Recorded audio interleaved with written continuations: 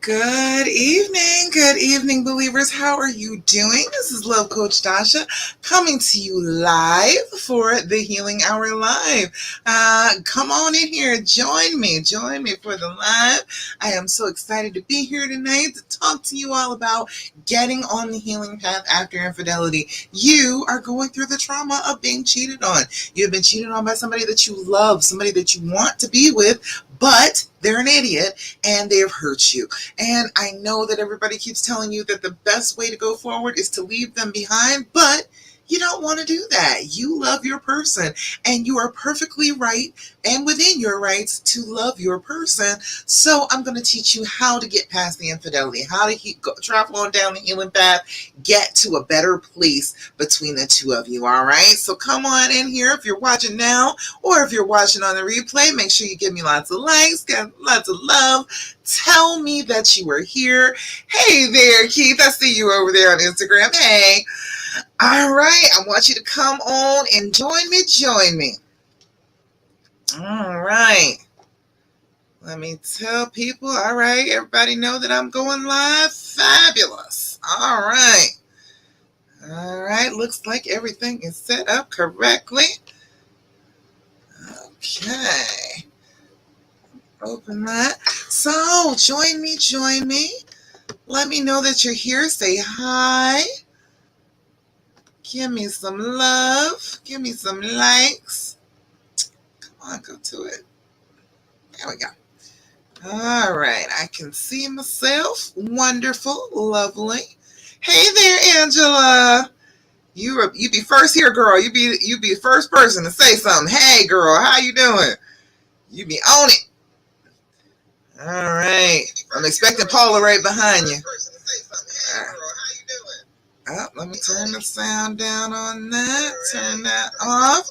If you have not been on one of my lives before, go over to StreamYard.com/Facebook if you're watching on Facebook, and allow StreamYard to use your name so that I can see it on my screen without having to flip back and forth. I'm still been flipping back and forth, but you can come on and show me your name so that I don't miss any comments. I don't want to miss anybody, all right?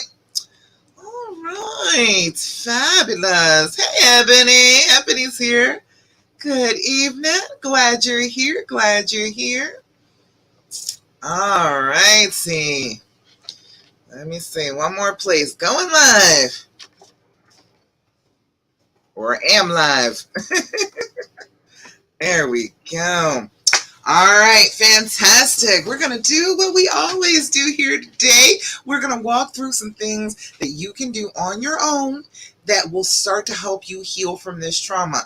This is a trauma, and you have to treat it as such. You have to start treating it in that way so that you can actually start to get over it, okay? I know that you are waiting for your honey to fix everything for you. I understand that inclination, but he messed it up. So let's not depend on him to fix it, okay? Let's go ahead and depend on ourselves. We are very strong, very capable women. We know exactly what we want. We are very capable of getting it. We just have to have a little practice, a little support. That's all we need. So that's what I am here to provide you with. A little bit of practice with it, a little bit of support for what you need to do to start to feel a little bit better, all right? Come on in. All right, should be able to see everything. All right, so we're going to start where we always start. You know, we're going to do our deep breathing. All right, Angela, Ebony, Sheena, Sienna, have you been doing your deep breathing? Have you been doing this consistently? I need you to be doing it 5 times a day, okay? That is going to help with the trauma. It's going to help bring down your anxiety level. When you are traumatized, your body goes automatically into fight or flight mode. It is an automatic thing that happens. So when you decide to control your breathing, that is the main thing that happens in fight or flight. You start breathing more shallow, faster, not blowing out that carbon dioxide like you need to, not inhaling a full lung full of oxygen because you're trying to breathe faster to get your blood pumping to other parts of your body than they were normally going to. Deborah, love you too, girl. Love you back.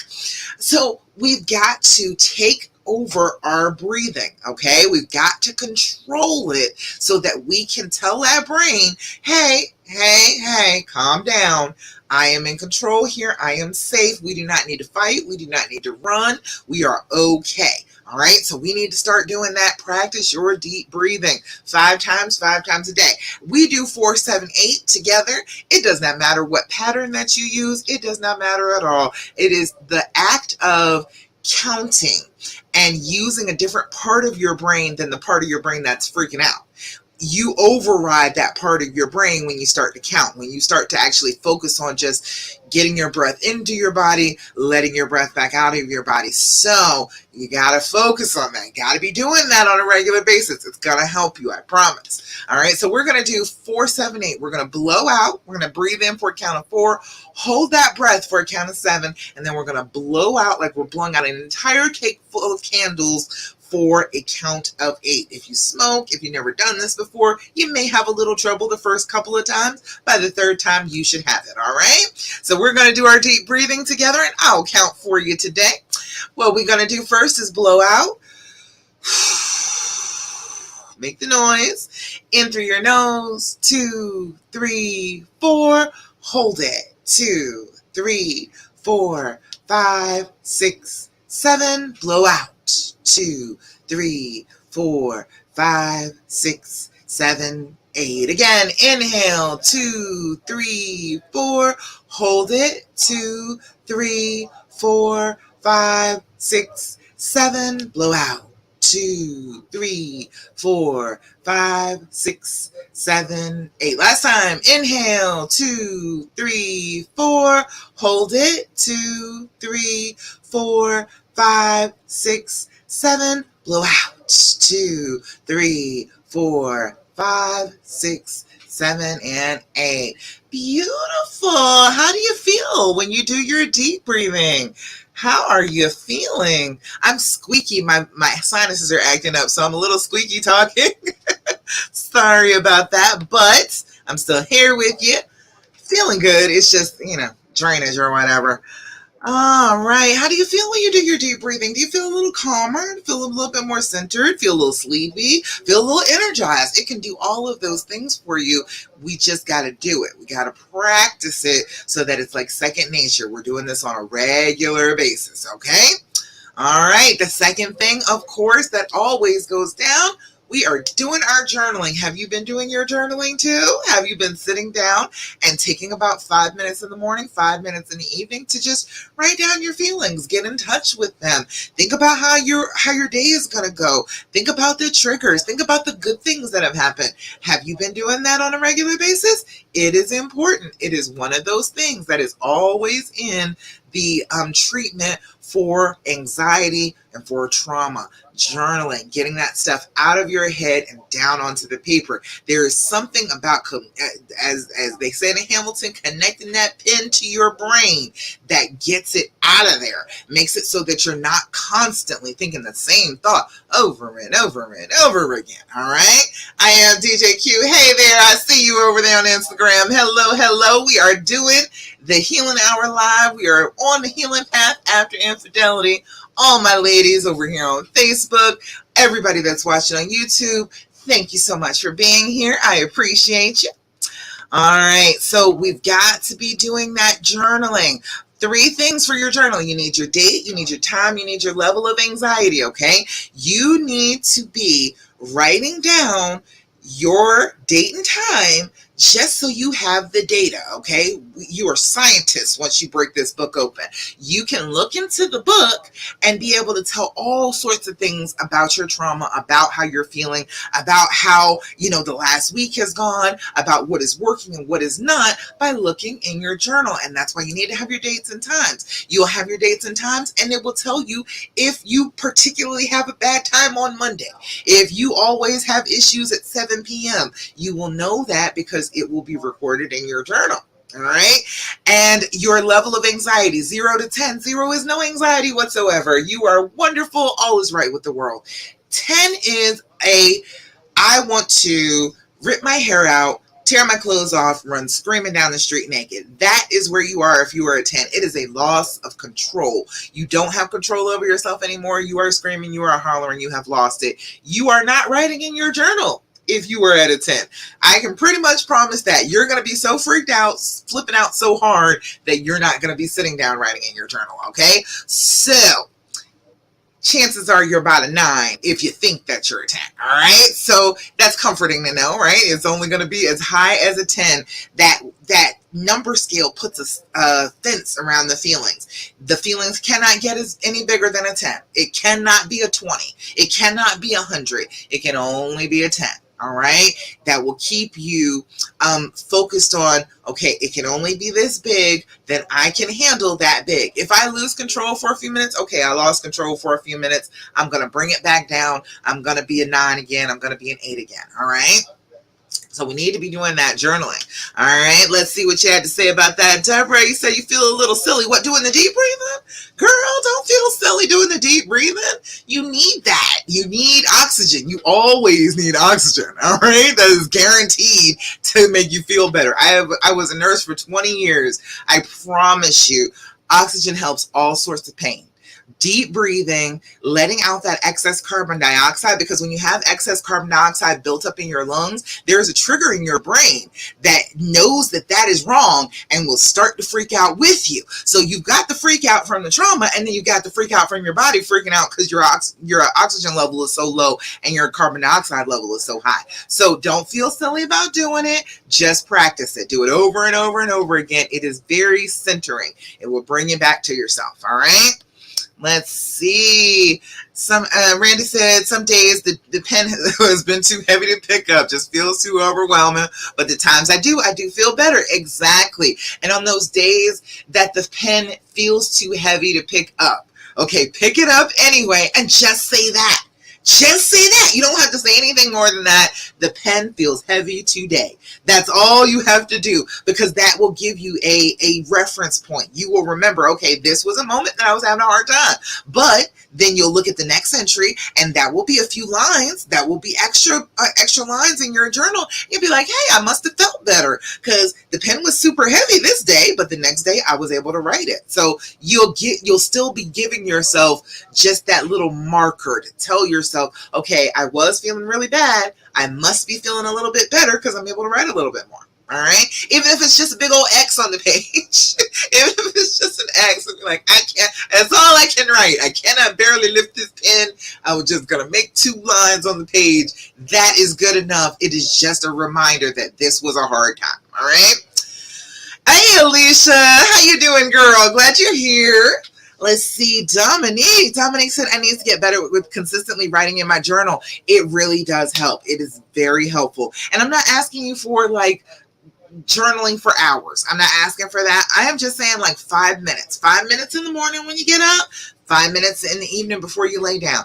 It is just a time to do a little self-care, reflect a little bit, put down your thoughts instead of always speaking them and saying, okay, if you're upset that day, all right, instead of always telling your honey that you're upset, all right, let's write it down in the journal. Let's think about it. Let's figure out why I'm so upset. Let's go ahead and analyze this instead of taking it to him and possibly start an argument and making yourself feel even worse. You don't have to do that. You don't need him to fix it every single time you're feeling a little upset. You can just go ahead and write it in your journal. All right?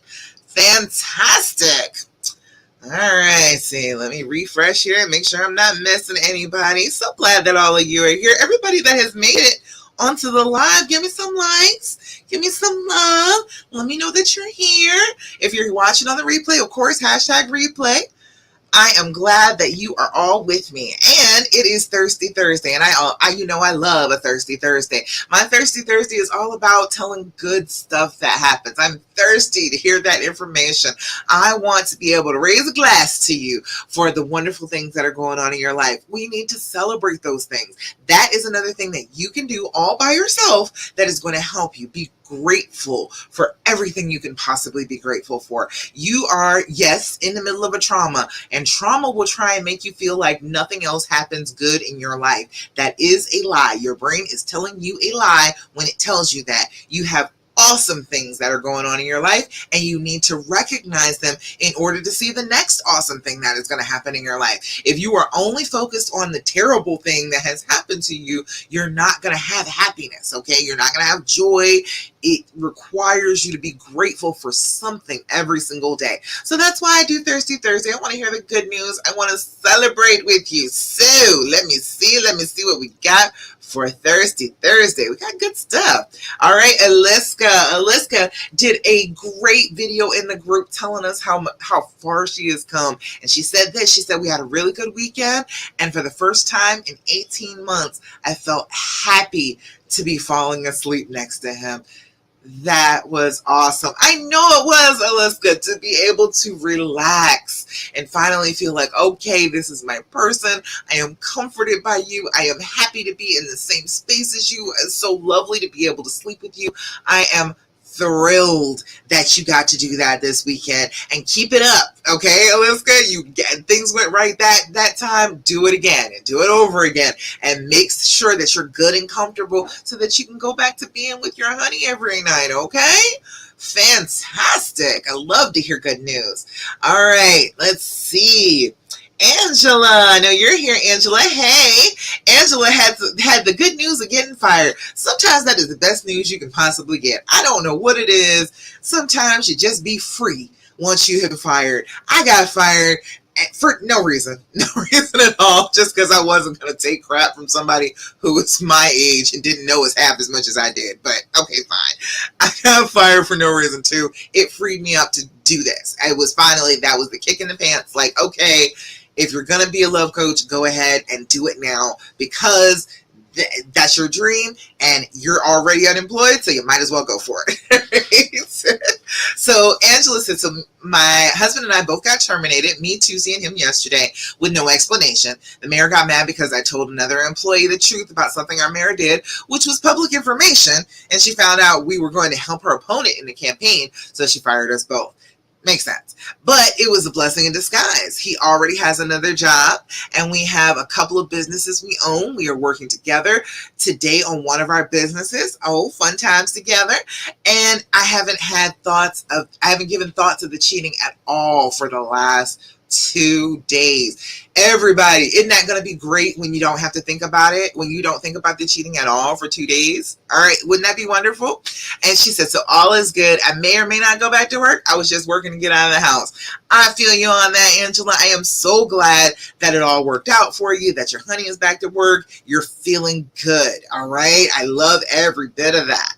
All right, I think that's all I got for a Thirsty Thursday. But if you want to let me know something good that has happened to you, I definitely want to hear it. Go ahead and post it in the comments. Let me know. Wonderful things are happening, okay? All right. What else? So we got our Thirsty Thursday out of the way. All right, that's one other thing that you can do to make yourself feel better. Now, one more thing that you can do to help yourself is to not ask all of those questions, okay? I know you want to ask the questions. I know you do. I know your brain is screaming at you that you have to know. I know that it seems like the only way forward is to ask all of these questions and get all of the answers that you want. Total transparency, right? I'm here to tell you that I don't think that is a good idea, all right? I know that everybody will tell you that that's the only way to move forward. I know that. I have seen that myself when I was going through it. People were like, oh, he has to tell you everything. He has to be completely honest with you. He has to go ahead and bare his soul in order for you to forgive him. And he does not. You do not have to have all of that to forgive him. You just don't. You can make up your mind that you want to forgive him anyway, okay? So what I do is say, go to some better questions, all right? Instead of asking those questions that are going to traumatize you further, let's ask them more healing questions, okay? Several people in the group have gotten this before, and I'm trying to tell you it's a really good game and excellent questions. This is the And Healing Edition, okay? And it is from theskindeep.com, theskindeep.com, and it comes with a ton of questions, a whole stack of questions. This is just a few of them, and it gives you better questions to ask instead of asking, well, what positions did you have sex with her in, and did you feel emotions for her, and all of those things that are just going to traumatize you if you know the answer to them. Instead of that, you can ask these questions. Hey, Mama Khan over there on Instagram. Hi, girl. How you doing? Glad that you're here. Glad that you're here. So let's see. Randy said you use those cards, right? They're good, right? They're excellent cards. It's very good to get that connection going because that's what you really want. When you're asking those questions, you want to get that connection back. You want to make sure that you and him are still on the same page, that you still care for one another. And this is a better way to do it than to ask all those questions about the affair. All right. So let's pick a question or three for you to experiment with your honey. All right, let me pull this up so we can see. All right, Randy said yes, these are great cards, so get you some. It's like $25. You know, it's a good investment for your future. In terms of our relationship, when do you feel most secure? In terms of our relationship, when do you feel most secure? Can you see that? It's a little blurry. All right, the next one's gonna be, what have I never heard you say? That's an interesting one. All right. Randy said it's still a deep convo without all the trauma. That, girl, that's exactly what I'm saying. It's a deep conversation. It's a connection. We are talking. We are experiencing, telling one another what is deepest in our hearts without sitting there talking about what they did wrong. We don't want to reconnect just by talking about what they did wrong. How is that connection? You don't want to do that. So it is better to have questions that are more geared towards healing than hurting. All right. But what have I never heard you say is the question. Oh, my camera's not picking that up well. All right. And one more for the room. Says, what do you think is my next mountain to climb? That's an interesting question, right? What do you think is my next mountain to climb? Excellent questions, right? Aren't those better than asking about what happened in the freaking affair? God knows. You don't want to know that. That is too much. You don't need to know that information. It does not help you. It doesn't help you heal. There's no need for it. So skip over that and pick up that deck, okay? All right, let's see. What do we have to say about that? You said, Dominique, you said the Paired app is also really good. I have heard good things about the Paired app. I have heard good things about that. You should try that. And there is also an app that will do EMDR. I think it's about $60 a month, but I have heard excellent things about it. The people that have used it have said that was really good for them, even just using it on an app, not being guided through it by like a therapist, but actually just having it on the app. They said it was really good. So look that up too. I do the tapping solution. That's another good one. That's one that's free to download. You can actually access some of the lessons without paying for anything, but it's like, I think it's like $12 a month. But the tapping thing, it's like tapping on certain points on your body. I think it starts with your wrist. Tapping on those certain points with your body, it helps you to deal with regulating your emotions. It's interesting how many things that we have, apps that we have that can actually help us with this. So go investigate. Try and find out if there's a good one for you. All right. Let's see. Okay, back up to you, Deborah. Hey. All right, we're going to start answering some questions now. We're 8:30 now, so we're going to have to start answering some questions. I know that there are tons of questions. If you have questions for me, post them in the comments. If you're on Instagram, go ahead and post them on Instagram. I will answer everybody that asks me during the live, okay? Everybody that's here, I will answer you. And if you're catching it on a replay, go ahead and try and ask me. I will try my best to answer the questions after that too. I can't answer everybody in the group because, I mean, the group is rolling deep right now. We're almost at 5,000 members. But I can always answer all the questions on live. So you come on and come talk to me if you need a question answered. Deborah, you said, when do the thoughts not happen every day? It is a strange thing. Sometimes it will happen that you don't think about it most of the day. And then all of a sudden it will pop up. So like not thinking about it like ever during the day, that takes a little bit. Give it about a year of consistently working on it, doing the things that I'm telling you about, working the dreams formula. About a year, you'll come upon days where you're like, hey, I didn't think about it at all today. I wasn't mad about it. I didn't think about it. I wasn't stressed about it for like the whole day long. So give yourself that time. Give yourself that year. Don't expect that the thoughts are just going to evaporate, because trauma hardwires things in your brain. Trauma creates new brain pathways. So you have to actively be fighting against those pathways in order to stop thoughts every day. If you're not actively doing that every day, the thoughts are just going to keep popping up because they're automatic. There is a loop that is fixed in your brain, and it'll keep going and going and going if you don't stop it. All right. So you've got to be aware that it's happening, and then actually say, okay, no. I'm not going down that path right now. That is not where I am going. I am trying to heal. I want to be happy. I want to be close. That is where I'm going to. So, you just got to be aware and starting to be mindful of it, and then changing what you're thinking, changing what your brain is doing, and the thoughts will stop. I promise you they will stop. All right.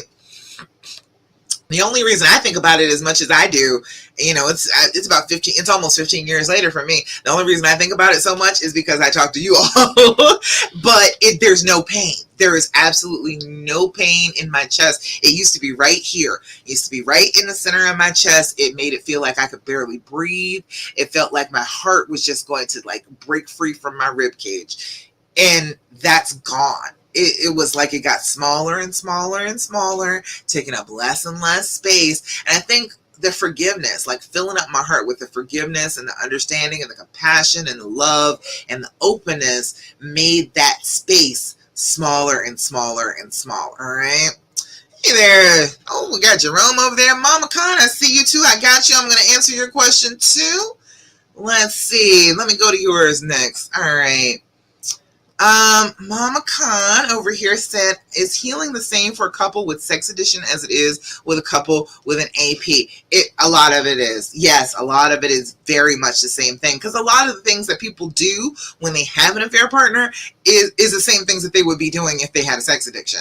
It's that obsession with feeling good about themselves. And most of the time with addiction, that's what it is. You're trying to feel better. Addiction is always caused by some pain. You have experienced some pain and you want to medicate that pain. People use drugs, people use shopping, people use sex, all sorts of things. But if you're trying to fix something going on with you with sex, then that's what creates an addiction. So a lot of the same things happen. It's a lot of the same healing process. Learning to trust again, learning for them to regulate their behavior and for you to regulate your emotions. A lot of it is exactly the same. Yeah. Jerome, hey, I see you over there. Good night. Good night to you. All right, let's see. And let me just tell you, Mom Khan, the dreams formula, that is my formula. That is what I created to be able to help you heal. All right. The dreams formula, very simply broken down, is the D is for deciding what you want to do. You're getting off the fence. You are making a decision. Okay, I want this to be healed. I want this to be fixed. This is a person that I think is worthy of that effort. They don't have to be worthy in anybody else's eyes, just yours. R is for recognizing, then overcoming that fear speech, the stuff that goes on in your brain that tells you things are awful, that you're going to be hurt again, he's just going to do it again, that type of stuff. And the stuff that comes from outside, the people that say, oh, you should just leave him, I don't know why you're doing this, you need to respect yourself, you need to love yourself more, don't be a pick me, all that crazy shit that people say. I hate all of that, because if you think that this person is your person, then all of that doesn't matter. You're going to go through some stuff, all right? You're going to go through some stuff when you find your person, and trying to act like, oh, you don't respect yourself because you want to be with the person that you love. I just hate that. I think that that's stupid. All right. There is the E, which is evaluating the why. Usually sick, sad, and stupid are those categories. Sick is really like sickness in some way, shape, or form, hormones, addiction, mental illness, physical illness. Then there's sad. Sad is from a loss of some kind, feeling lost themselves, feeling like they've lost you in the relationship, feeling like they've lost out on something like their career path, all sorts of things. And then stupid is not really what you think it is. It's not them just being stupid. It is all the stupid things that we are told about being in a relationship with another person. A lot of men are told awful things about being in a relationship. Oh, you got a girl, get another one. Just stupid stuff like that. So That's evaluating the why, figuring that out so you can have some compassion for him for doing this stupid thing. Then there's the A, which is allowing the healing to happen, dropping those walls, getting closer, having sex again, putting your ring back on, acting like a couple again. M is for managing the future feelings. You're going to have triggers. That is going to happen because it was a trauma. You may want to forgive them with all your heart, but the triggers are still going to exist because, again, hardwired into your brain. We can dissolve those. We can change those pathways, but we have to be mindful about it, come up with a plan, figure out what it is that happens to us when we're triggered, and then come up with a plan to do something about it, all right? And then, of course, there is the S, which is seek some support. Get some support from somebody who believes in your choice. I believe in your choice, okay? I think that if you're saying that this is the person for you, that you love them and they can do better, I fully believe you. I don't think that you should just kick them to the curb. If this is the person for you, I fully trust your judgment, all right? So you got to find somebody who is cool with being on your side, all right? So no matter what support you get, always make sure that you have somebody that is going to be like, okay, your decision is not a bad decision. I am with you. What can I do to help you? All right? That makes sense? Over there, let me know, Mama Khan. Blurry says, usually how long 180 works? I'm going to start trying it out today. It will start almost immediately. It will start to work so fast you won't know what hit you. You'll be like, damn, it was this easy all along. I promise. It's the weirdest thing. There is something about ignoring them a little bit. There's something about going into yourself, worrying about yourself, and stop being so worried about this relationship that just snaps them right back. They start paying attention immediately. It almost works like overnight. I always add into the 180. I do, if you're apart from one another, I do like a text in the morning and a text in the evening, and then let him text you the rest of the day or call you the rest of the day, reaching out for you the rest of the day. It is amazing how fast it works. You'll be amazed. Okay, so just go for it. Go for it, Blurry. Try it. MJ. Oh, Mama Khan. Okay, you got that. Good. Glad that makes sense. MJ, he said 17 months, still every day. You're still thinking about it every day, but you got to be working on not thinking about it. We got to be working on the things that help us heal, all right? You doing your journaling, you doing your deep breathing, you focusing on the good things that are happening in your life, you focusing not on asking him questions about what happened. You got to be remembering to do those things, because if you're not actively trying to help yourself heal, you're just going to keep hurting. There is no reason for your brain to stop it unless you tell your brain to stop it. Your brain is always going to try and protect you. It's always going to look for two things. It's going to seek pleasure and avoid pain. And so avoiding pain is what it's doing right now, but that is also causing you pain because it's continuously bringing those thoughts up to try and make you avoid this person, but it's continuously hurting you. All right. So you got to tell your brain, hey, no, we are not going to keep on doing this again. I am not thinking that thought. I am not going to sit here and imagine that position. I am not going to imagine the two of them together. I am not going to sit here and think about the pictures. I'm not going to do that. We are healing. This is a person that I love. I want to be close to them. Go to him. When your thoughts are hitting you, go to him. Get a hug. Just go and get a hug. Don't say anything. Don't start talking about it, because when you talk about trauma, you re-traumatize yourself. Go get a hug. Just say, look, I need you to wrap your arms around me. Squeeze me tight until you feel my body relax. Just do that. Show your brain that this is the person that you feel comforted by, not the person that you're terrified of. All right? So do that. Do work on that. All right? Randy said, I'm a month out, and until now, I haven't felt the need for him to get a new job. The affair happened at work, but lately I've been feeling a lot of anxiety when he's at work. When I mentioned him getting a new job, he became upset and talked about how difficult that would be, and even said that we both got us to this point, but he's the one having to make all the changes. Am I wrong to want him to get a new job, and should it be a deal breaker for me? No, it shouldn't be a deal breaker. No, it shouldn't. If that is a difficult thing to do, number one. And number two, if he really likes his job, like, he shouldn't have to give up everything because he made a mistake at work, okay? You would feel the exact same way if he had another job, Okay, it does not matter that he's at the same job that he was at before. If he got a brand new job and you're still in that state of anxiety, you're still in that traumatized state, it's not going to matter where he is. You're going to be thinking, oh, what is he doing? He's at his job now. I can't watch him. I can't track him. He's at his job. He could be doing something wrong. So it's not going to really help all that much. And then he's going to be resentful that he had to do all that. And honestly, if it's working out and he is enjoying his job, he's better than a lot of people out here. So I would say no. I would say don't make that be a deal breaker. I know lots of people will tell you that it should be. Lots of people will tell you that you should make him go change jobs, but he does have a point. He's like, okay, I got to make all of these changes and you're still miserable, okay? We got to work on your part. Tend to your part, tend to that anxiety. Breathe through that. If things have been going well, but okay, lately you just started feeling some kind of way about the job, then that means that that's your brain messing with you, okay? Hey, Rose Watson. Hey, how you doing? Glad you're here.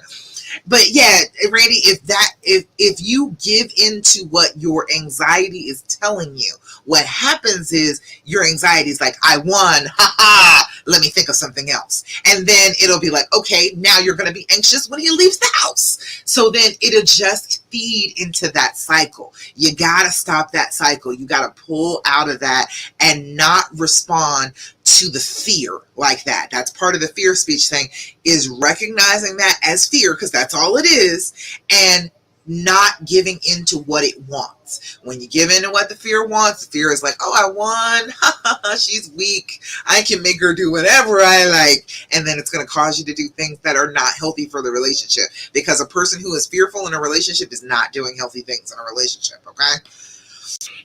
Let's see. MJ going to a wedding together. Ooh, that's a lot of pressure. It is. It's exciting, but it's a lot of pressure. Big family wedding, very important. Lots of people. Extended family knows everything because of how it was revealed. I want to go solo. Confused. You don't want to do that. If everybody knows about it already, that's all everybody is going to be talking to you about. You're going to be there by yourself, and they're going to be like, oh, your relationship didn't work out, huh? You had to leave them. Now, you're still together, though. So now you got to explain that to everybody at the event. You don't want to do that. You go with him, you keep your head high, you look as gorgeous as you possibly can, you go ahead and be happy, you be light, you be radiant, all right? You be the full queen that you are, and then nobody's going to question it then. If you are there by yourself, everybody's going to be talking about it. But if you're there with him and you are looking like you are happy, like you're okay, then not everybody's going to be coming over to you, interfering in what's going on. They're not going to come and address it with you all the time because you look like you're fine. You look like everything is all right? And you don't want to draw your attention to yourself at the wedding like that by Rose Watson. That's what I'm saying. You don't want everybody to know this. If you draw all of that attention to yourself, the bride might be mad. If all of this attention on you being by yourself, we know that you're married, but oh, you're not here with your honey. Oh, what is going on with you? Now you're taking focus off the bride. So again, this is a big family thing. You need to go and have a united front with him.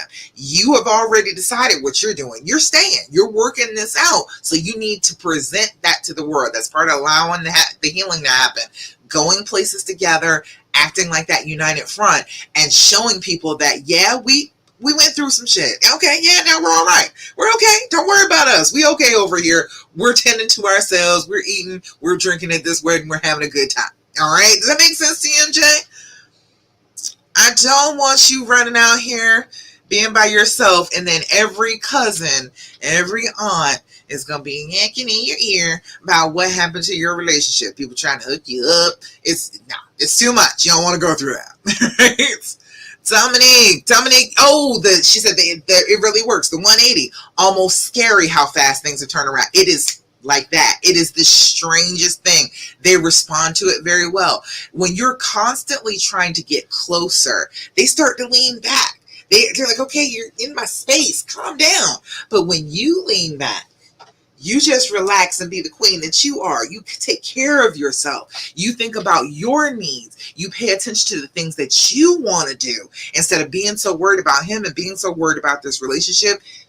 Immediate change. Immediate. As soon as they recognize you're doing it, it starts to change everything that they're doing.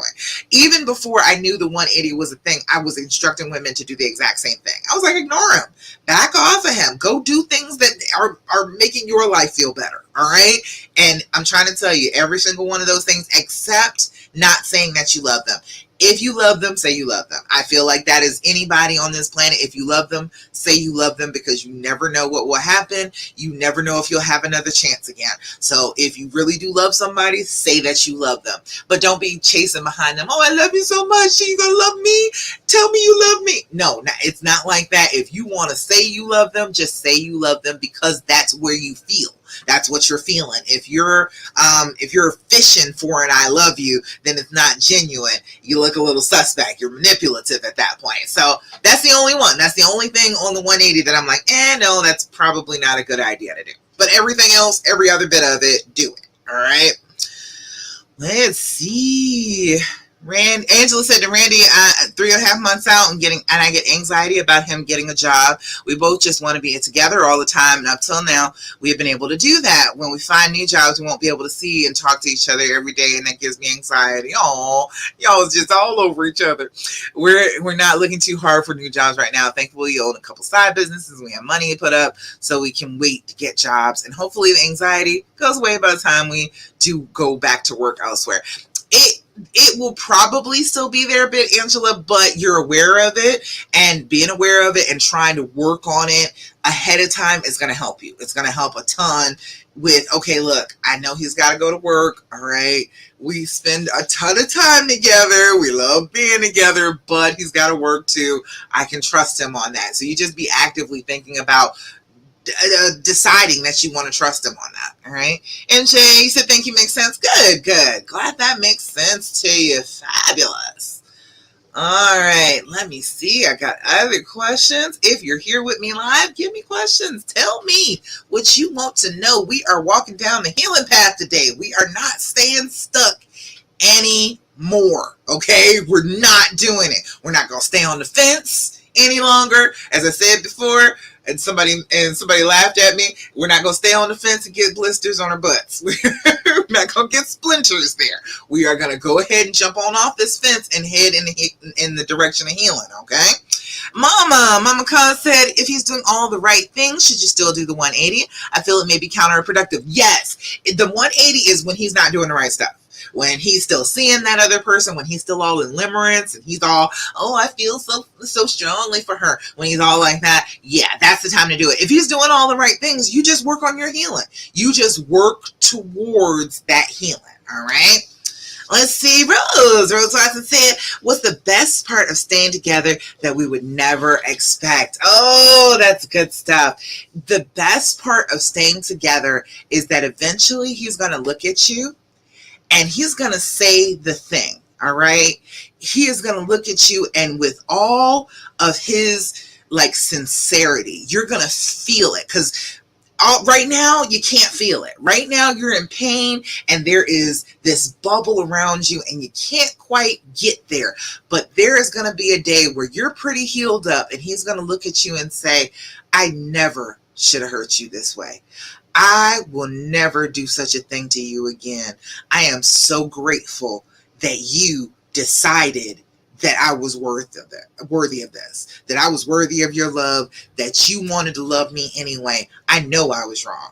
And the sincerity of it, like the feeling of it is like nothing. It's like nothing else when he actually just says that to you. And it's not because you're miserable. Okay, it is because he saw that light in you again. You have healed up. You are doing better as a couple. You're letting the past be in the past, and that is going to be a miraculous thing to him. And he's going to say something to you that is exactly what your brain is screaming that you want to hear right now, but you won't really accept. If you said it right now, it wouldn't work. But in that moment, he's going to say the thing. And it's going to touch you. It's going to make you want to cry. And you're going to be like, damn it. I knew I was right. I knew it. I knew I was right. That's where I want you to be. I want you to get to that point where you have no doubt you made the right decision. You chose this person. You are not stupid. You are not naive. You're not a pick me. You're not any of those things. You are just a loving woman. You're a loving individual. You're not doing the wrong thing by loving who you love. And one of these days, you are going to know for sure that you were right. You're going to feel it with all your being. It's going to make you tingle. All right. And I want you to get to that part. That was an excellent question. Thank you, Rose. That was a great question over there for what is the best part? That is the best. That is just the best, I swear. And then you're already gonna be cool. You're gonna be having a good time anyway. But then he's gonna pop up with that, and it's gonna be like, oh, you just fall in love all over again.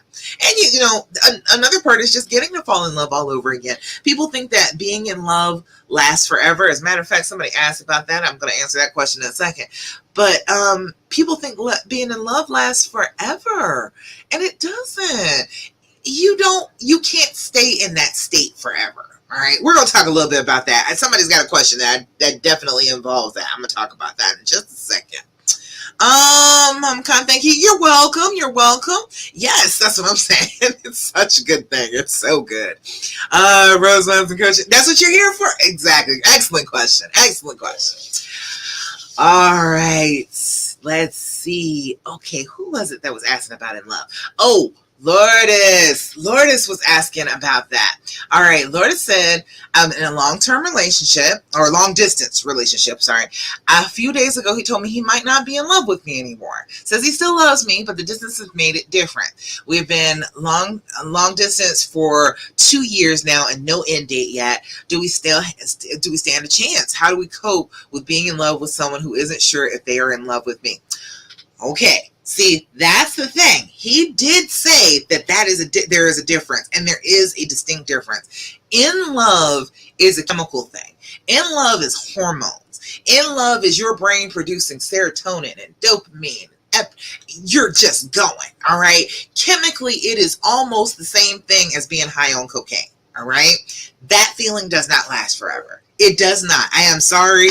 I know people want it to last forever. It is a wonderful feeling, but let me tell you, you would never get anything done if that was the case. You are obsessive when you are in love. You can't think of anybody but them. You can't eat. You can't sleep. Your heart is always pounding out of your chest. You're constantly thinking about this relationship, okay?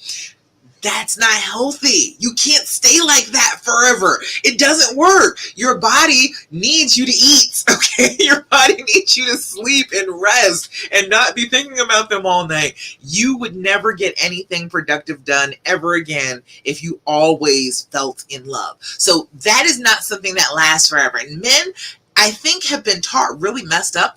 They think that it lasts forever. I think women are a little bit more realistic about it, but men really believe that it's supposed to last forever. And if this is real, then we're going to be just in love with one another until the end of time.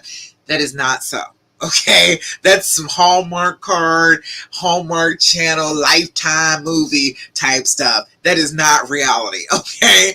The reality is you go through phases of love, all right? We start off with that in love phase. That is actually infatuation. That's not real love. That's not any commitment. That's not long term. That's not, oh, we really want to be together. We are making the choice of each other, all right? You've got to get to that. That's that permanent, that constant love.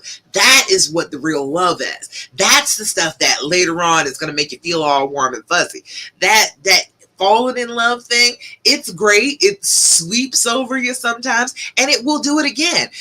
Just because you lost it right now doesn't mean that it doesn't come back. It does come back, but you don't feel like that all the time. So you absolutely stand a chance, all right? Just because he isn't in love at the moment doesn't mean that he doesn't love you very deeply. You go ahead and just be loved, all right? Long distance is hard. Make sure that you're trying to see each other. Make sure that you're trying to actually get some time face to face if you possibly can. I know everything has been going wrong, COVID and all that stuff. It's made travel difficult. Absolutely. I totally understand that. But try very hard to see one another. Try and reconnect and see each other and feel how you feel when you're together, because that long distance, it's like you're always trying to kind of tamp down the emotions because there's not much you can do about them. You can't see each other. It feels like, okay, well, I can't be all overwhelmed by emotion because I'm not going to be with you. So I'm just going to be feeling that loneliness and longing all the time instead of actually feeling like, oh, I can actually give you this love. So if you can see one another, that's going to help. And try and determine an end date. Why is it that you have been long distance for 2 years? Can we stop that? Can you go where he is? Can you go where, can he go? Can he go where you are? Can you go where he is? What do we need to do to go ahead and end that suffering? Because the two of you want to be together, all right? So don't stress yourself about the in love, all right? Don't worry about that. The man is still telling you that he loves you. He wants to be with you, but he's not feeling that in love because the distance is making it muted. It's making it hard for him to feel it and respond with you, okay? So, yeah, as much as you can, try and plan an end date. Try and get there. And try and get to the point where, okay, we're going to be together and we're just in love together, all right? And then it comes back. Sometimes it just hits you out of the blue. It's a funny thing, that in love feeling. Every now and again, it just comes over me in a wave, and I can't stand it. It's like my heart is so full, it feels like it's bursting, and I am just so in love with him, so deeply, madly, and truly in love with him. But all the time I love him. All the time I know I love him, but sometimes that wave of hormones comes over me and I'm just, oh, he's my honey again, and I can't sleep, I can't think, because where is he? And I want to be close to him. So you would never get any work done. You never go to work. You would lose your job if you were feeling in love all the time. All right. Does that make sense to y'all? Let me know. Let me know. Make sure I'm not missing anything over here.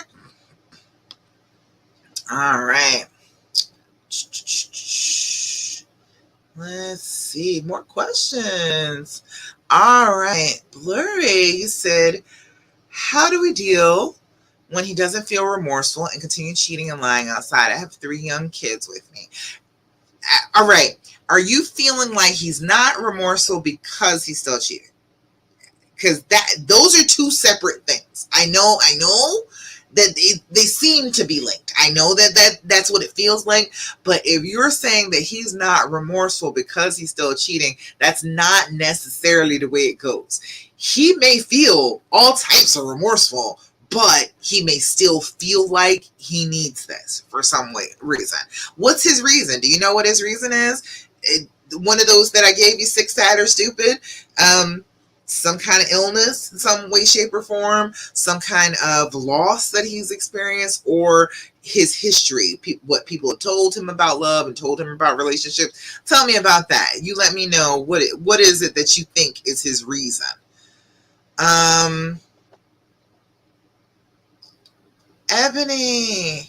Ebony said, how do we fight through the urge wanting to call them while doing 180?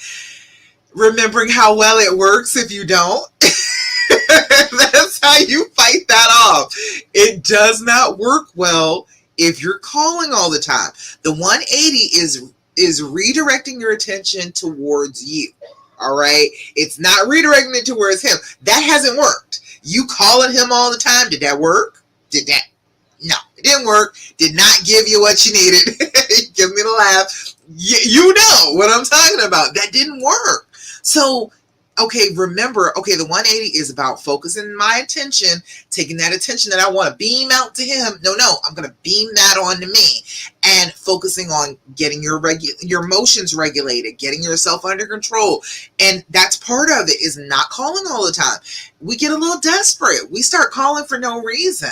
When we're feeling anxious about the relationship, we start calling for absolutely nothing. And when we do that, then we make it so that he's not going to listen when we do have something to say. When we're calling and we're like, hey, you need to pay attention to this, he's not going to hear it because you call all the time. You have diluted it so that, oh, it really doesn't mean anything if she's calling because she's always calling. So you make yourself more important. You show that the words that you are saying to him are more important when you take that time out and don't call him. All right? So do that. Don't give in. You are doing well. It is working extremely well on him. Don't mess up and start calling him all the time, because then you're going to start acting like you did before you were doing the 180, and that's what he's afraid of. He keeps saying to himself, she's going to change back any minute. She's not going to maintain this. She's not serious about any of this change that she said that she's going to do. So you have to maintain that and stop all that calling him. And you know he'll call you. Girl, he's been calling you. Sienna said, what do I do if the OP is very obsessed and isn't letting things go? Oh, Lord, block him. You can't keep giving energy to that. It's no good for you. It doesn't really do anything for you to be focused on it. Block them on everything. If they get all buck wild and they get a little dangerous acting, they start stalking and carrying on, you may need to get a restraining order. But for the most part, it works so much better to just ignore them. They want that attention. They want you to be mad. That's the first thing. They want you to be mad, so you kick them out. You kick your honey out, and then I can have them because you're mad at him, and now he's got nowhere to go, so he's got to come to me. It's a manipulation. Don't fall for it. That's all it is. It's just, I want to be important, so here I'm going to keep on trying to torture you to make myself feel important. They're not. So don't pay that any mind. Block them on everything. Don't pay them any attention, okay? That's really the only thing you can do that is surefire to be like getting the message across that they are no threat to you. There's nothing that they can do that's going to make you, force you to like kick your honey out. There's nothing that they can do to make your relationship blow up. So they'll stop. They'll get over it. Yeah, Rose. Yep. Oh, hey, Rose. Okay. So when I'm anxious, can I call myself about this issue? Yes, exactly. Because I'm probably the only one that can fix it. Exactly. Exactly. And we have that power. We do. We have that power. We just got to go ahead and exercise it. If we keep on acting like our ability to feel better, the ability to fix it is outside of ourselves, we're always going to be waiting. We're always going to be waiting for somebody to fix it for us. And that's just not cool. We are very capable, very intelligent women. We are very loving women. We can do this. We can fix ourselves. Okay. We don't have to wait for somebody to do it. Hey, Tara. Hey, how you doing, girl? Glad you're here. I ain't seen you in a couple weeks. Hey. Diana, you appreciate me? Thank you. I really appreciate you. I'm glad that you're here. Thanks for being here. Blurry. Now he said he wants to move to Vietnam to work. I know he is going to live with her. That all depends on if he's actually going. Is he actually going to go do it? You know, they talk about stuff all the time. I definitely do the 180 with him. Definitely do that. I think that's going to work. It's going to work faster than you think. And he's going to automatically be like, what is going on with you? Why aren't you freaking out? Why aren't you getting all upset with me? Because you're going to be doing that 180 and turning that attention onto yourself and your kids, you know, the things that you have going on. And then he's going to be like, oh, she's not paying me any attention. Let me go over here and see what she's doing. Right? He's going to be paying more attention to you then. Definitely do the 180. If he's all like that and he's like, oh, I want to go be with her, whatever. All right, we're going to 180 you and we'll see how that turns out. Because a lot of them say they're going to go be with the woman and then you do that 180 and that flips their attention right back around to you. They're right in your face. Ebony, tell her about it. Because he all in your face now, ain't he? Can't get rid of him. He calling all the time, always want to see you, always want to talk to you. Trust me, Blurry, it really does work. Sienna, okay, thanks. Good. You're welcome.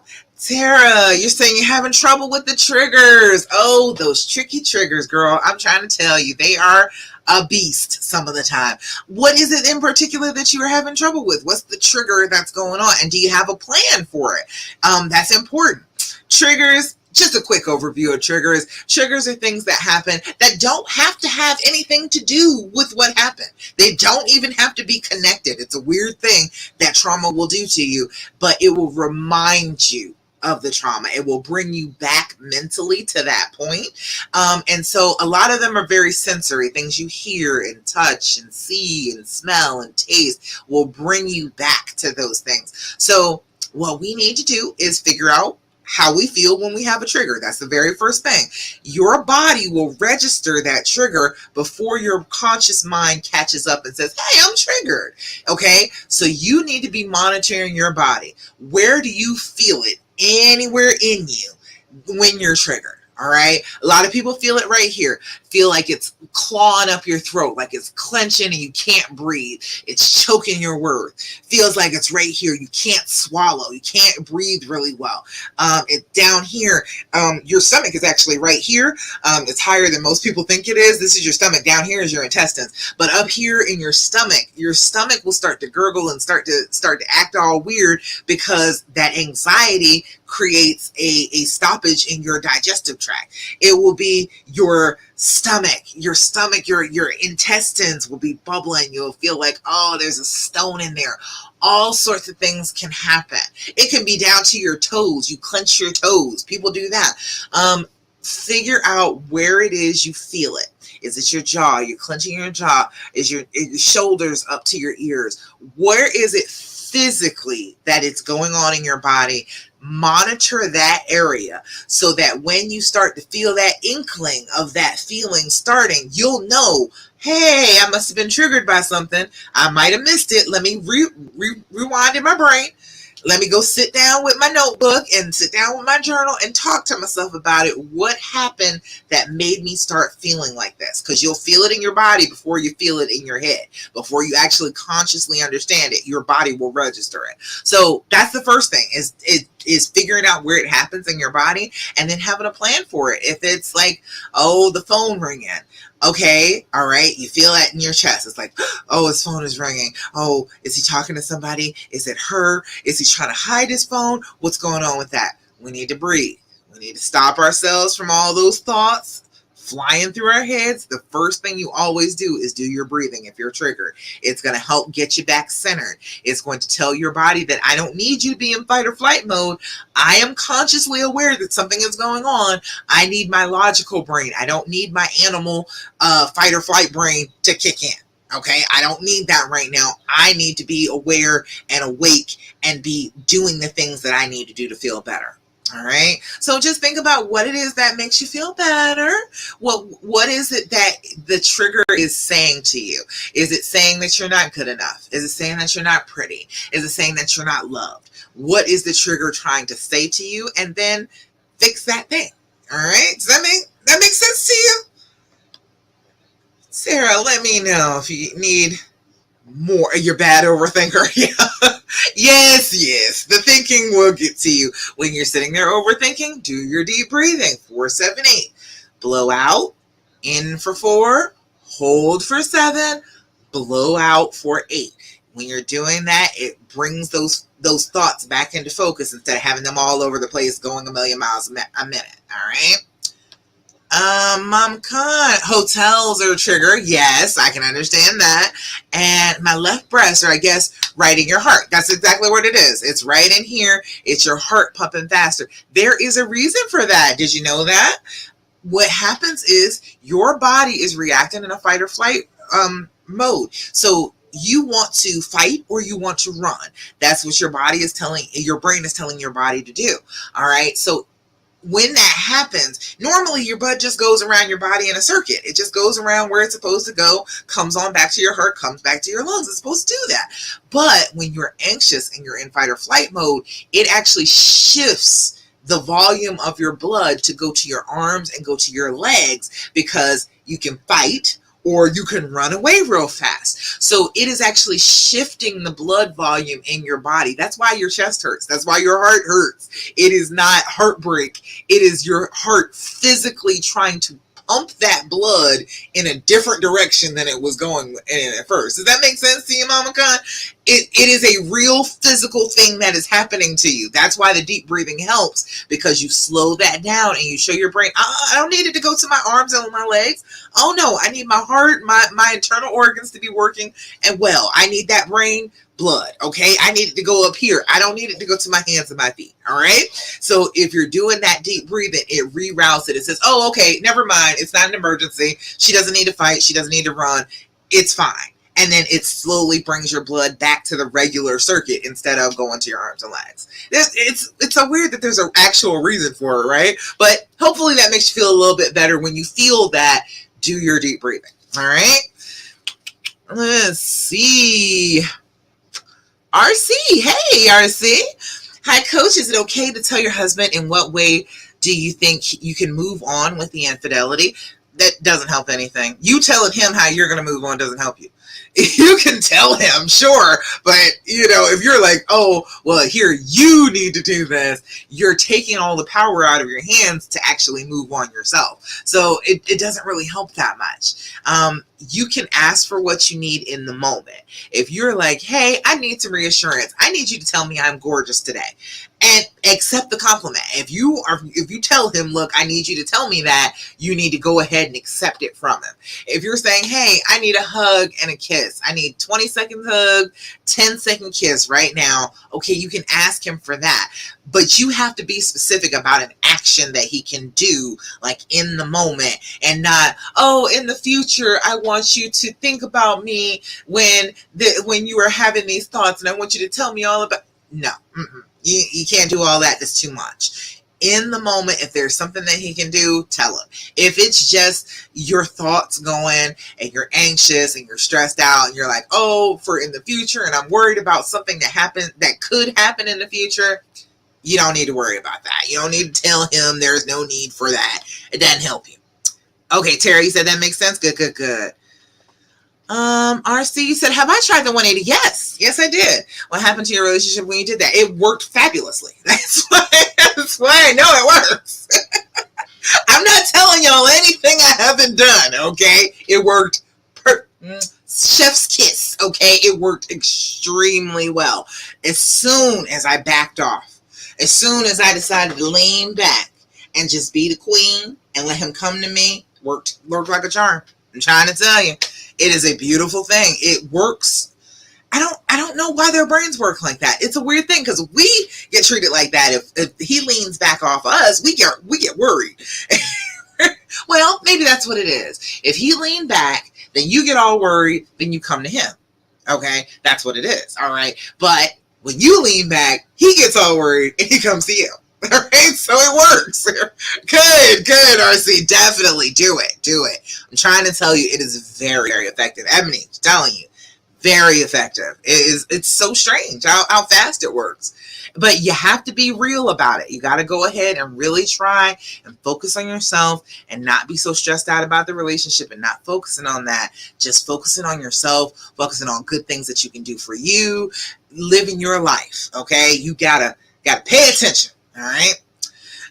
Rose Watson, you said that the poor man doesn't have the ability to control his own emotions, much less mine. That's what I'm trying to say. We are better at that, okay? We are better at handling the emotions. If we leave the emotions up to them, guess what? We're going to be adrift. We are not going to have the emotional connection that we need if we leave that up to them. We are the ones who are good at this. And besides that, he's already shown that he's not making good decisions. Okay, we can't leave things up to him right now. If it's going to be fixed, it's going to be fixed because of you. It's going to be fixed because you are the woman. You are emotionally steering this boat. All right, that is exactly what's going to happen. All right, let's see what else. RC is laughing. Good. RC, do you still tell your husband you love him while doing the 180? Yes, absolutely. Definitely still tell him that, but don't be telling him all the time. All right. If you're apart from one another, I always say to add in a morning text and a good night text. Now, couple of requirements for this. It has to be very simple. All right. We are not doing this text message to make him say something back. That is not the goal here. All right. That is not what we're going for. We are going for, I'm just showing you love. I'm not requiring a whole bunch. I am just offering you a good morning. I love you. Hope you have a wonderful day. And that's it. Don't say, oh, call me later. No requests and no questions. Okay. None of that. Leave the questions on the doorstep. Okay. I promise you it will work a whole lot better. Keep that message 2 or 3 lines tops. About 5 words a line, because I know how women get. We're like, oh, 2 to 3 lines were 27 words per line. No, like 5 words a line, okay? It will work so well. He'll be calling you during the day. He'll be texting you randomly. It works super well. Add that into the 180 technique. It works beautifully, especially if you're apart from each other. If you're not like living in the same house, you can still do it when you're living in the same house too. If you're used to always calling and texting him all day long and he's not responding to you the way that you really want him to, limit that to a good morning text and good evening. I hope you get home soon. Hope you get home safe. Hope you had a great day. My day has been good. Love you. See you later. You can do it like that. All right. Is it fine to reply when he texts you? Absolutely. This is how you do. You are always radiant and light and happy to hear from him. You want him to call you, right? You want him to text you. So when he does, you reward him with happiness. You reward him. Hi, baby. Yes. Hey, I got your text. Boo, I love you. You can respond in a very positive, happy way. When that happens, he'll eat it right up. He'll love it. I promise you. All right. Let's see. But no questions. And don't get into the idea that when you're texting him, you're doing it to make him respond to you. We don't want to be manipulative like that. We don't want to be just, saying something to make him say something. If you have something to say, if there is something going on, like if something happens with the kids, your plan has been deviated for the day, yes, you can definitely text him an extra time and just let him know, hey, it ends up that I have to go pick up the kids, or, it wound up that I needed to go to the store, just letting you know, love you, talk to you later. Just keeping it real simple, just informing him if the plan changed, things aren't going exactly the way you thought it was, you can text that. Oh, let's see. Mama Khan said, does it take a lifetime to be healed from this pain? Absolutely not. Absolutely not. All right. This is 15 years later from me, and it has been 11 years that I've been like totally pain free. I haven't had any pain at all for like the last 11 years. He has behaved better for longer than he ever acted up at this point. It does not take a lifetime. Don't let anybody tell you that that's what it is. Oh, you're just going to be suffering from this for your entire life. No, you're not. You can heal. You can heal just like you heal any other wound. You can heal this, and you don't have to suffer from this forever. It just is a matter of making up your mind that that's what you want. You have to decide, again, first step of the dreams formula, like I was telling you, you have to decide what you want. Do I want to be healed? I want to be healed. That's what I'm going to do. I'm going to act like a person who is healed. I'm going to be working my way towards that, down the healing path every single solitary day until I get there. I am not going to accept that this is just going to be the rest of my life. And it doesn't have to be. So don't believe that and don't think that for yourself, okay? You absolutely can heal, and it can take a very short amount of time. In the next year, by August 25th, 2023, you could be all healed up. You could be feeling like, okay, we're good. We're in a good place. Yeah, there may be still a trigger or two still messing with you because, again, that is stuff that happens to your brain when you're on trauma. And so, sometimes you can't really help the fact that the triggers are still there. But as long as you're working on them and working away from them, they're going to start going away. You're going to feel better. This is not a lifetime sentence. I promise you. Okay? Promise. I know, cross my heart, I know for sure that it is not a lifetime sentence. This has been, since the last D-Day. And remember, my husband cheated a whole bunch, okay? It was time after time after time after time after time, okay? It wasn't just one thing. It was a lot to have to get over, but it took me about 4 years, but that was because I didn't have the formula. I didn't have anybody to help me. Nobody would tell me, hey, this is how you heal when you're trying to stay. Everybody was just like, you need to just leave. So I had to come up with that on my own, and it takes a little bit longer. So, yeah, but 4 years it took me to figure out the dreams formula, actively be working on it, figuring it out, going over it over and over again. It took about 4 years for me to actively figure it out and apply it and feel better. But that's only because I didn't know it ahead of time. If I had known it, it took me about a year. I still only think it's about a year. Hey, Patricia, I see you over there on Instagram. Hey. I'm kind. That would be wonderful. This crap is exhausting. Girl, ain't it? I'm trying to tell you, you will heal. I promise you will. You just have to actively be working on it, okay? Let's see. RC, you have another question. If he initiates to make love with you, is it advisable to sometimes say no to make him want you more? Nah, don't do that. Don't manipulate like that. Go ahead and have as much sex as you possibly can. Enjoy one another. I understand the whole, I'm feeling some kind of way towards you. I'm feeling a little disgusted with you, so I don't want to have sex. But, sex creates some of those hormones that are the in love hormones.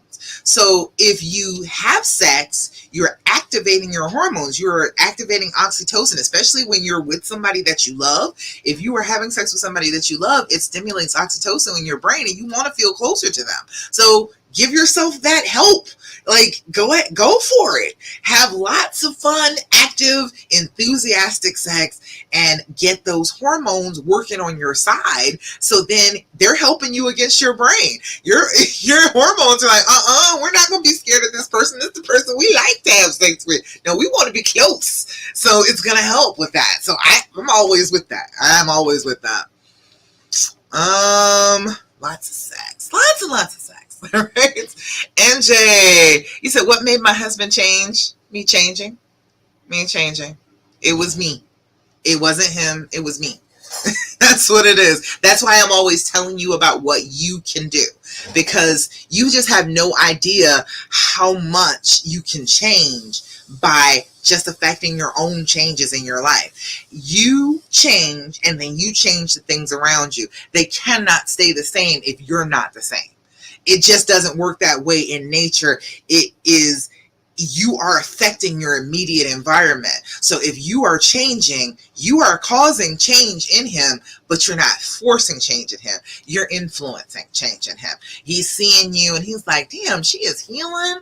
She is working on her stuff. She is not punishing me every day. She's trying to be closer to me. I need to straighten up. I need to do better, because this woman is obviously a godsend. Obviously, she is a goddess here on earth. So I need to change what I'm doing so that I can be worthy of the goddess. All right? Does that make sense to MJ? It's all about you. It's all about you. He changed because of me, because I was just like, you know what? I'm not going to continue to be all stressed out and angry and do all of this. I'm refusing to do that. And the second I started to heal, this was the time where he decided, okay, let me get myself together. Let me start to do right. All right. Russ Watson Coaching says, that is exactly why it only takes one person to change a relationship. Oh, thank you, Rose. Lord have mercy. Do you know how many times I have had to say that? People always say, oh, it takes two. You have to have the other person's participation. No, you don't. That is not so at all. You do not have to have it to start to change things. You can change yourself, and then the world starts to change around you. And so then your relationship starts to change as one of those side effects. When you work on you, you don't have to require that he be changing. You don't have to have him change jobs. You don't have to have full disclosure. You don't even have to have him stop seeing her yet. You just work on your part, and then it's going to follow up that he's going to work on his part. All right. This shit is a wise myth. It really is. I don't know where that came from, Rose. I have no idea why in the world it became this whole thing that they got to fix it too. They got to be with you. We are the ones that are emotionally steering the ship. Why would we need them again? Why do we need them to fix stuff again? I need to figure out the why. I don't know why we would need. If they're messing up emotionally, how are they gonna help fix it? I don't get it.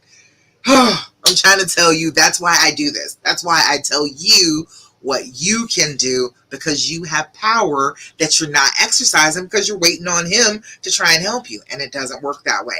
You start changing the things around you. Lou, I see you over there. Hey, glad you're here today. All right, let's see. RC says, but sometimes when I touch him and he says, no, I feel triggered. How to stop this feeling, coach?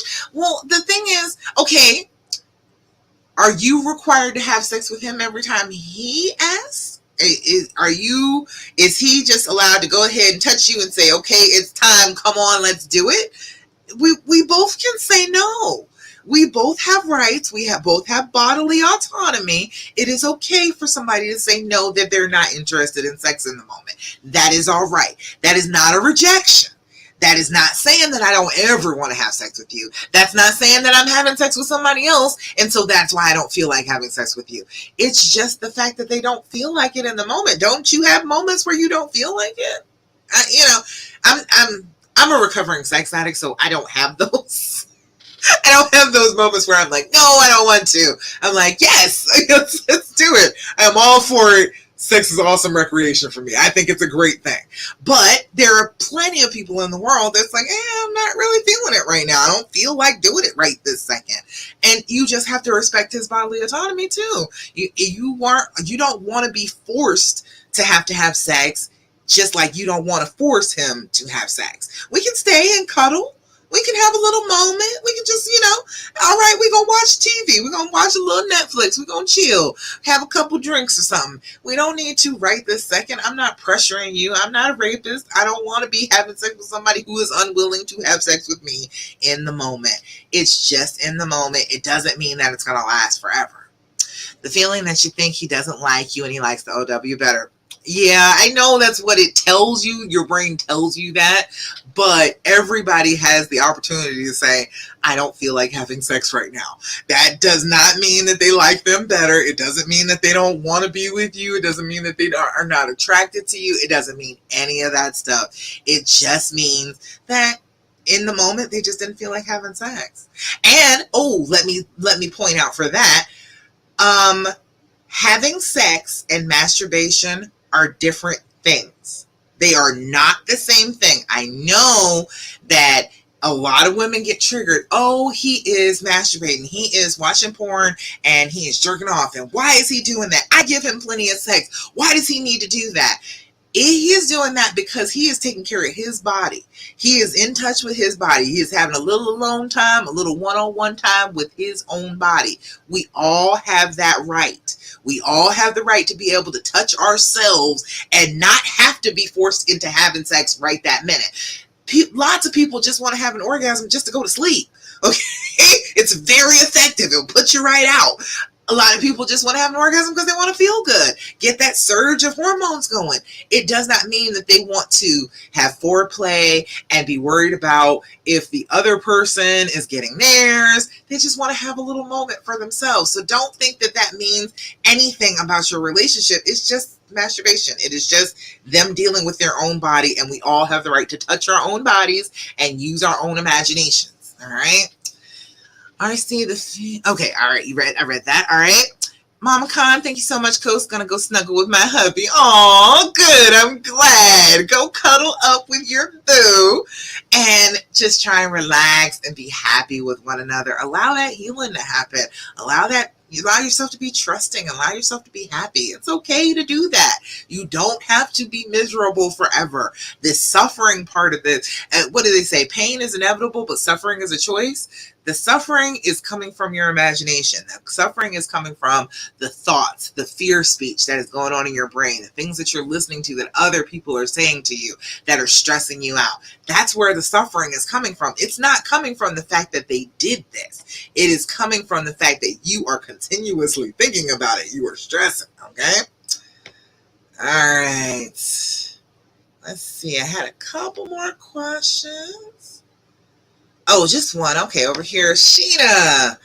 Sheena said, hey, Sheena, you here? Sheena said, my husband cheated on me with a friend. Was it his friend or your friend? He didn't say specifically if it was his friend or if it was your friend. For pretty much our whole marriage. He tells me it was just sexual and he had no other connection. They were seeing each other to have sex 2 times a week in the beginning and continued to see each other sexually for 2.5 years. Then he continued to communicate and send dirty pictures to one another for 2 years. They also possibly have a 2-year-old together. Oh, good Lord. Can't they be careful? I swear. They both hid this so well from me and smiled and lied to me the whole time. Sorry for the long post, but is it possible that it was just sexual? Yes, absolutely. I don't believe it is being it is being as they continue to communicate after they had sex, after the sex stopped, after she had the baby, because it was too hard. And she also has a significant other, and she apparently didn't care that much about that. She significant other or not, she still maybe had his baby. So I don't know how that would be the case, but yes, it is entirely possible that it was just sexual. It was just them coming together and feeling good together. That's about it. Plenty of people do that. Plenty of people cheat for just that reason. You want to believe, or your trauma wants you to believe, that she meant something to him, that he was just in love, and that's why he did this. And sometimes it's not that. Sometimes it's just sex. It's strange and it feels weird that it would be that way, but sometimes that's all it is. He said, I feel like we were never even married because he never was fully committed to me or our marriage, since he was with her the whole time. I took pride in him and I only having children together to each other. And now here's another child from an affair that could be his. How can I move on and get past this? It will be a constant reminder if the child is his. Well, first of all, you got to find out that, first of all, let's not borrow trouble. Baby might not even be his. She's in a relationship. So it might just be the person that she's with. So we got to find that out first. Let's get a DNA test before we get all stressed out about what we're going to do if this is his baby, because it might not be. I've been through that too. Went through the whole 9 months of this woman being pregnant. Not even 9 months, because she was actually already pregnant when she slept with my husband. She did it to try and make him believe that he was a father, because she thought he was going to be a good father. But the whole, it was 7 months. I'm miserable. I'm thinking that this is his baby. I'm stressed the hell out. And then we go to court and it's not at all his kid. She was already pregnant. So, don't borrow trouble. And then it says, the whole feeling like you were never even married. Okay, that came from the trauma. That is not true. That is a lie. You never felt like that. You've always felt like you were married, right? It is the trauma telling you, oh, this whole marriage was fake because he did this. That is not the case. You have memories of this marriage. You committed to this marriage. You were definitely married when this happened. Don't let him off the hook by saying, oh, I don't think that we were really even married. No. You were most definitely married, okay? And, taking pride in only having children with one another, that is great. I understand that. All of my children are only with my husband. He has one that does not mine, but all of my children are his children. So I get that. I understand feeling like that, but that's kind of a false, what is it? It makes you feel like you have something that other people don't have, and I get that, but when it comes down to it, this is your family. He is your husband. You have children together. That whole thing about him if he has an outside child, it doesn't change your family. It doesn't change what you have built together. It just means that there is going to be something added in. If this is his baby, you do your very best to be good to this baby, because this baby didn't have anything to do with him being an idiot or his mama being an idiot. The baby didn't have nothing to do with that. It's not their fault. You try and be the best stepmom that you possibly can. Open your heart, welcome in this extra child, because what else are you going to do about it? You're going to be miserable about it. You're going to hate this baby. You're going to make sure that he never sees this kid if he really is the dad. What kind of person are you expecting him to be when it comes down to this? Are you expecting him to just poof, be gone out of this person's life and never have this baby, never be this baby in this baby's life? If the other person is already believing that they're the father, that may be the case. You may end up not being able to be involved with this baby at all. But I still say find out from DNA tests and figure out what's going on with that first, and then we'll see from there. All right. Oh, you're here. Hey, Sheena. Oh, good. I'm glad you're here. Hi. You said, yes, that was your friend. All right. Oh, God. Isn't it sucky when they're like that? I swear. Some women, I tell you, just can't be a good friend to another woman. Why are you sleeping with somebody else? This your friend. Why are you sleeping with her husband? It's just desperation. It's just desperate, lonely, feeling like you can't do any better than that. I see what you have, and I know that I'm not capable of getting it, so I'm going to try and borrow what you have, and that's going to make me feel better about myself. He said it was an ego boost. That's it. Yeah, probably. And she's in a relationship with a female. Oh, okay. So impossible. Oh, okay. All right. Well, maybe it's good. Well, I don't know because she's a cheater, so she may or may not be his baby. We still got to figure that out. She was already cheating on somebody with the opposite sex anyway, so it could have been more than one. So we need to find that out. We still need to check and make sure that this is his kid before we get all stressed out about it. But yeah, that sucks that she did that. I'm sorry. He has told me that she told him when she missed her period, so he knew she was pregnant and it could be his. Well, yeah, but she could have said that and she could have already been pregnant. She can lie. Yeah, that's nothing. That doesn't take anything at all. She could definitely be lying. So I would find out first. Check about that first. Make sure that this is his baby. Deal with that part first. Let's compartmentalize this. Okay, we need to find out for certain now. And is she even going to do the test? Is she still hiding it from her girlfriend that she was off cheating? Or, well, she came up pregnant and her girlfriend knows she couldn't have been the one to get her pregnant. So did she know? Oh, what's going on with that? That's interesting. That's going to be an interesting set of circumstances.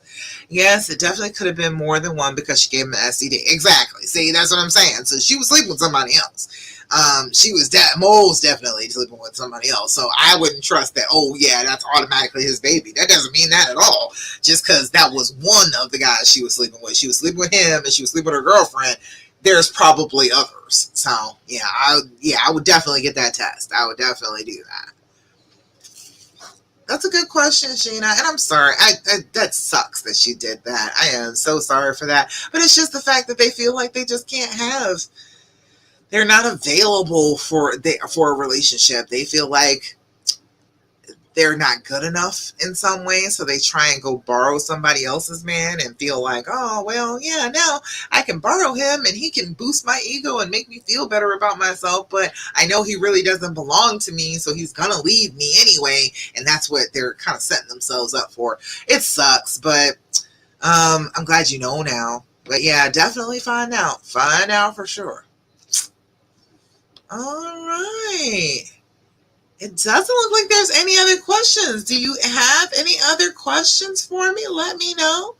We've already gone about an hour and 40 minutes thus far. But again, I answer everybody who comes when I'm live. All right. Like I said, can't answer all the questions on the page, but I can most definitely answer every one of them when I'm here with you live. All right. You're welcome, Sheena. I'm glad I can help. Looks like that's just about it for the questions. There's no more over there. All right. I think we're good to go. All righty, y'all. So next week, this will be different because I'm moving. I am in the process right now. We are moving right this second. I'm excited about it. I'm going to have a new little office. It's going to be blue. You'll see there's blue walls there. And it's an adorable little house. I'm so excited about moving. So it's going to be a completely different setup the next time you see me. So, I guess I'll just say goodbye from this particular studio until I get to my new house next week. All right, let's see. Let me do an affirmation for you. You're welcome, y'all. Thank you for coming. Hey, MJ, thank you. All right, let's get you an affirmation. Let's get an affirmation for the day. You know, I got some cards. I got some decks of cards for things. There's, I think this was like $2. I think this was at Five Below. All right, let's do an affirmation for today. Today, I am capable. Oh, isn't that what we were just talking about? How capable you are of changing things all by yourself? That's a good one. Today, I'm capable. Today, I will accomplish every goal I set for myself. Keep them simple, keep them light, but definitely accomplish all your goals today because you are capable. Say it with me. I am capable. All right? All right, so y'all, that's about it. That's all I got for you today. Thank you so much for joining me for the Healing Hour Live. I'm so excited I got to talk to you. I'm so excited about moving. I'm so excited that this group is growing so fast. I'm so excited that so many women have decided that they want to keep what they have. They want to be with the person that they love. I am all for that. I love that. I love every bit of that. So I'm excited that you all are going to feel better soon. All right. All righty, y'all. You're welcome, Dominique. I will talk to you all again next Thursday, 8 p.m. Eastern Standard Time for the Healing Hour Live. Remember, until then, do not do what the fear tells you to do. Stay on the healing path, and I will be back with you again next week. All right? Bye.